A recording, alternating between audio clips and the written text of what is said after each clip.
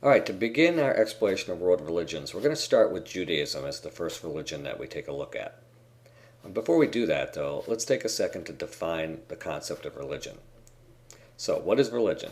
It's a system of beliefs that explains where we come from.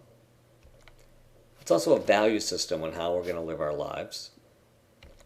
And it's also an explanation about where we go when we die. So it does three things. It tells us where we come from, how we should live our lives, and where we're going to go when it's all over. Now, to understand Judaism, we have to know who Abraham is. Abraham is the father of the Hebrews. He was a shepherd from the city of Ur in Mesopotamia. Now, in 2000 BC, God commanded that he move his people and their flocks to Canaan. So, in a sense, they were nomadic. Now, they believed in Yahweh, which is the Hebrew word for God. Now, they also worshipped God wherever they traveled as they moved. So, what we need to understand is what the concept of monotheism is. If we're really going to understand why Judaism is important, we have to understand this concept. Essentially, it's the belief in one God. So in this case, the word means mono, which is one, and theism is the belief in a deity or a god. So monotheism is the belief in one God. Now, polytheism is the opposite of that. That's the belief in more than one God. Now, at the time of Abraham, most societies were polytheistic, and this is what sets Judaism apart from the rest of these societies, is that they're the first society to believe in one God, a monotheistic belief system. Now, they have what's known as the Shema, or the affirmation of faith, and I'll just read through it really quickly here, where it says, "Hear, O Israel, the Lord our God is one Lord, and thou shalt love the Lord thy God with all thy heart and with all thy might. And these words which I commanded thee this day shall be in thine heart, and thou shalt teach them diligently until thy children, and thou shalt talk of them when thou walkest by the way, and when thou liest down, and when thou risest up. And thou shalt bind them for a sign upon thine hand, and thine shall be a frontlet between thine eyes, and thou shalt write them upon the posts of thy house and on thy gates." They also believed in the Ten Commandments. Now, many Christians are familiar with the Ten Commandments, but they mistakenly associate it with Christianity. In that fact, the Ten Commandments actually have their origins as part of the Old Testament and part of the Jewish tradition. And that Christians, of course, adopted the Ten Commandments because Jesus, the founder of Christianity, essentially adopted them because he himself was a Jew. Now, what do the Ten Commandments look like? Let's take a look. "I am the Lord your God who brought you out of slavery in Egypt. You shall have no other God but me. You shall not misuse the name of the Lord your God. You shall remember and keep the Sabbath day holy. Respect your father and mother. You must not kill. You must not commit adultery. You must not steal. You must not give false evidence against your neighbor. And you must not be envious of your neighbor's goods, house, or wife." Now, there are different versions of the Ten Commandments that you might come across in your studies of world religions, but what you need to understand is that there are differences between the Judaic Old Testament versions and the versions that often show up in the Christian New Testament. So, again, you may come across ones that are slightly different than the ones on this list, but that's because there are different versions. Some people put them in a different order in terms of importance, but just be aware that not all 10 commandments are looked upon as the same way. It all depends on if you're looking at it from the Judaic or the Christian tradition, and maybe even the Islamic tradition, because Muslims also believe in the Old Testament. So, what is the Torah? Well, it's the sacred text of Judaism. It's actually made up of two different texts, the Mishnah and the Talmud. Now, these books, or texts, or scrolls in this case, record the history and laws of the Jewish people.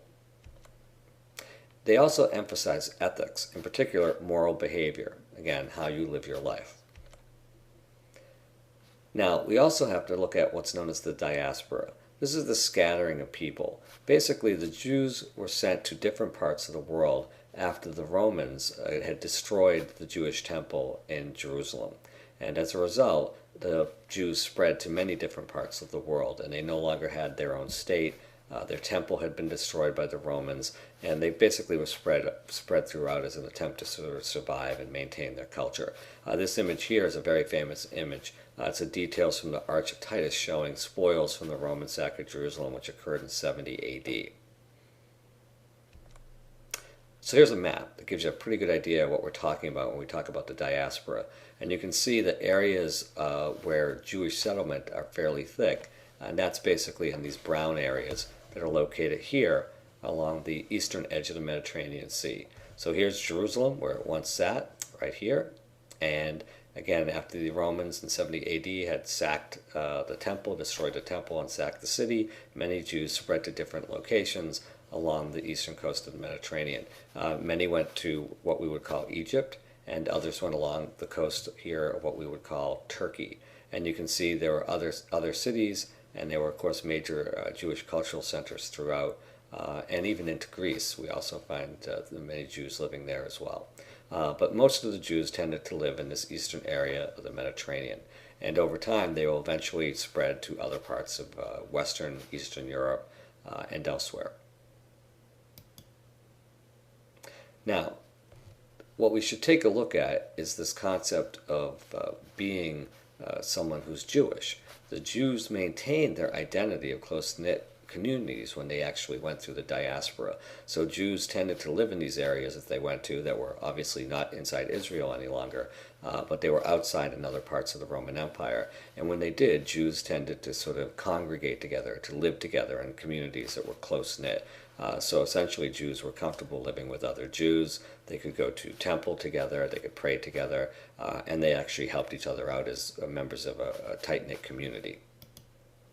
Now, as a result of this, they continued to live by their own religious laws, but it also set them apart from others. So it was easy in many of these communities to identify who the Jews were because of their customs, their traditions, their style of dress, their religious practices, even some of the prohibitions they had about food and other sorts of behaviors that set them apart from the other members of the Roman Empire, many, of course, who didn't practice Judaism, many who weren't monotheistic, many of them who were pagan, practicing the Roman religious belief systems, which tended to be polytheistic. So again, being monotheistic and being Jewish clearly set you apart from most other people living in the Roman Empire at that time.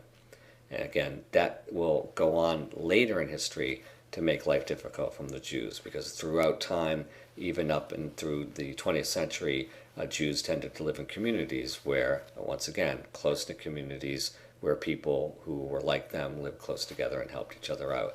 But this also set them apart from other people, and it also made them targets for things like discrimination. And again, that's a problem that has extended itself even up to the modern era. Here's a chart you might want to take a look at too. Again, when we look at religions, we often think that there's only one type of religion for each religion, but there is not a single type of Judaism. There's many different kinds, and this chart actually only shows several branches. On the left over here, we have what's called Orthodox Judaism, which is different than Hasidic Judaism. And then we have non-Orthodox on the right, a Reform movement, the Conservative movement from 1845, a Liberal movement from 1902, Reconstructionism in 1922, and then we also have what's known as political Zionism, which started between 1896 and 97 and actually achieved a new independent Israeli state in 1948. So these are all issues that deal with Judaism. They're all different branches of the religion, but as you can see from the chart, there isn't one kind of Judaism. And we're going to see that with all the other religions that we study as well. There's never a single type. There are many different types or branches. Some are very similar, some are very different, and we're going to look at that diversity of religion as we look at each major religion that we do as we go through this unit. So just keep in mind this is a very short primer. It's not a lot of detailed information, but it's just the basic understanding about the founder, the sacred text, and some basic beliefs about Judaism that you'll need to know. Now here's a map that you should take a look at to give you a pretty good idea about the diaspora today.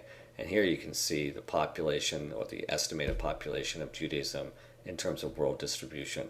Again, 80.5% of Jews live in this part of the world. Right here we can see on the map, and that would be Israel, which is located in what we might call the Middle East or West Asia.